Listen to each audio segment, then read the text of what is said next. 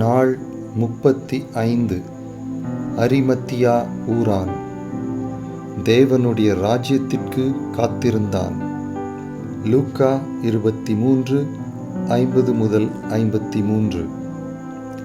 இந்நாட்களில் பெரும்பாலோர் எப்பொழுதும் ஓடிக்கொண்டே இருக்கிறோம். இங்கு ஒரு மனிதன், யோசேப்பு, தேவனுடைய ராஜ்யம் வர காத்திருந்த உத்தமனும் நீதிமானுமான ஒரு இரகசிய சீஷன். யூதருடைய ஆலோசனைக்கும் செய்கைக்கும் சம்மதியாதவன்.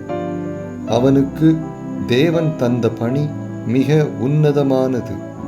இயேசுவின் உடலை தகுந்த மரியாதையுடன் அடக்கம் செய்யும் அந்தஸ்தை பெற்றான். இயேசுவின் பிறப்பை ஒட்டியும் சிலர் அவருக்காக காத்திருந்தனர். இஸ்ரவேலின் ஆறுதல் வர சிமியோனும், எருசலேமிலே மீட்பு வர அன்னாளும் காத்திருந்தனர். இந்த கடைசி நாட்களிலும் காத்திருக்கும் விசுவாச கூட்டம் ஒன்றுண்டு. அவரது 2ஆம் வருகைக்காக அவர்கள் காத்திருக்கின்றனர். இயேசுவின் மூலம் வரும் நீதியை தரித்து அவருக்காக காத்திருப்போம். ஏற்ற சமயத்தில் ஊழிய பாதைகள் திறக்கும்.